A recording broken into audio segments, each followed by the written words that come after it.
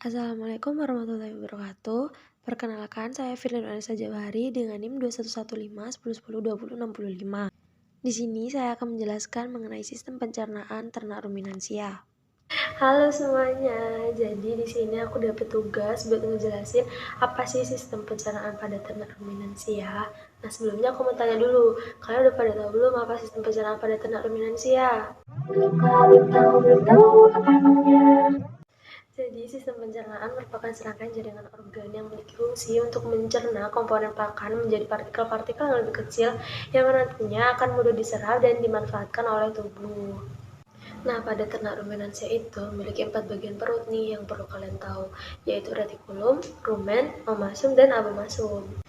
Nah, sebelum masuk ke 4 bagian yang tadi, itu tuh kita harus tahu dulu apa sih organ saluran pencernaan ruminansia itu. Yang pertama itu dari mulut, kemudian ke esofagus, kemudian ke rumen, kemudian ke retikulum, ke omasum, abomasum, kemudian ke usus halus, usus besar, dan yang terakhir ke rektum. Nah, yang pertama itu mulut kan. Nah, pada mulut ini terjadi pencernaan secara mekanis yang mana pada bagian mulut ini terdapat gigi, lidah, dan saliva. Nah, gigi sendiri itu memiliki fungsi untuk memotong pakan menjadi bagian-bagian yang lebih kecil. Kemudian lidah itu berfungsi untuk membantu mengatur letak makanan bisa ke kiri, ke kanan, dan lidah ini juga bisa membantu untuk menelan pakannya. Kemudian pada saliva itu sebagai sumber nutrien. Nah, selanjutnya setelah pakan melewati mulut, yaitu pakan ini melewati esofagus yang mana terletak di antara rongga mulut dan juga lambung. Nah, tapi pada esofagus ini tidak terjadi proses apapun, jadi sekedar lewat aja, kemudian masuk deh ke bagian lambung. Nah, lambung inilah yang 4 bagian yang tadi aku sebutin itu, yaitu rumen, retikulum, omasum, dan abomasum. Jadi setelah melewati esofagus, pakan itu langsung masuk ke rumen.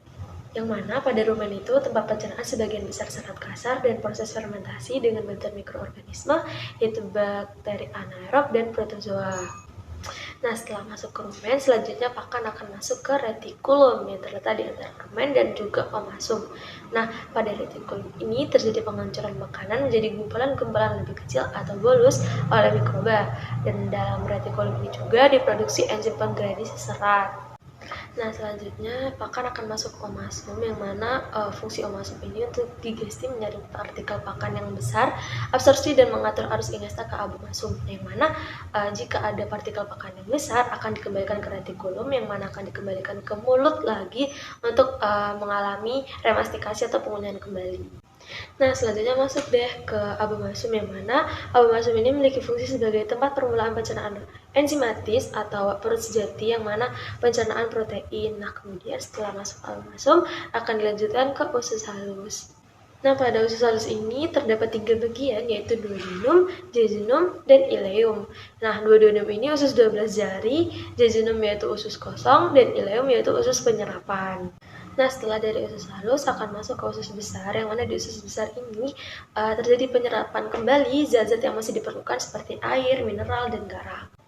Selanjutnya masuk ke bagian yang paling akhir yaitu rektum, yang mana rektum merupakan bagian paling ujung dari usus besar. Nah, di rektum ini terjadi penyerapan dalam proses pembentukan feses dengan konsistensi yang lebih padat.